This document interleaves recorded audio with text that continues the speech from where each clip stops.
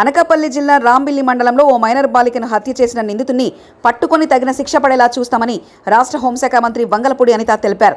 ఇంట్లో ఉన్న 9 ఏళ్ల బాలికను అదే గ్రామానికి చెందిన 26 ఏళ్ల యువకుడు దారుణంగా హత్య చేసిన సంగతి తెలిసిందే. నిందితుడు హత్య చేసిన అనంతరం పరారీలో ఉన్నాడు. నిందితుడిని వెంటనే పట్టుకోవాలని జిల్లా పోలీసులను ఆదేశించినట్లు మంత్రి అనిత తెలిపారు. సంఘటనపై CM Chandrababu Naidu, deputy CM Pawan Kalyan, మంత్రి నారా లోకేష్ తనను అడిగి వివరాలు తెలుసుకున్నట్లు ఆమె వివరించారు. బాధిత కుటుంబానికి ప్రభుత్వ పరంగా అవసరమైన సాయాన్ని అందిస్తామని అనిత హామీ ఇచ్చారు. హత్య చేయడం జరిగింది. దానికి సంబంధించి ఇంచుమించుగా 18 పేజీల వాంగ్మూలం గురించి వాంగ్మూలానికి ఒక లెటర్ కూడా పెట్టున్నాడు. అక్కడ అతనైతే మనకి పరారులో ఉన్నాడు. ఎట్టి పరిస్థితుల్లోని కూడా పోలీస్ డిపార్ట్మెంట్ అంతా కూడా సుమారుగా 8-9 బృందాలు కూడా ఏర్పాటు చేయడం జరిగింది. అన్ని బృందాలు కూడా ఈ రోజు అతనికి పట్టుకోవడానికి ప్రయత్నం కాదు, ఎట్టి పరిస్థితులు పట్టుకుని తీరుతాయి. ఎందుకంటే ఎవరు చట్టం ముందు ఎవరు కూడా తప్పించుకునే పరిస్థితి లేదు. డెఫినెట్ గా ఎవడైతే హత్య చేశాడో అతన్ని ఇమీడియట్ గా మేము పట్టుకునే ప్రయత్నం కాదు, పట్టుకుని తీరుతాం. డిపార్ట్మెంట్ వాళ్ళకి కూడా చాలా క్లియర్ ఇన్స్ట్రక్షన్స్ వెళ్ళి చంద్రబాబు నాయుడు గారు, లోకేష్ బాబు గారు, పవన్ కళ్యాణ్ గారు కూడా దీని మీద ఆరా తీయడం జరిగింది, నాతో మాట్లాడడం జరిగింది.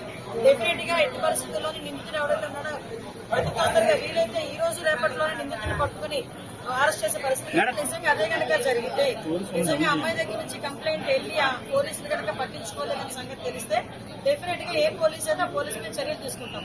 అందులో ఎక్కడ కూడా బ్యాక్ స్టెప్ వేసే పరిస్థితి లేదు. కానీ మాకు వచ్చిన ఇన్ఫర్మేషన్ ఏంటంటే అటువంటి పరిస్థితి ఏమీ లేదు.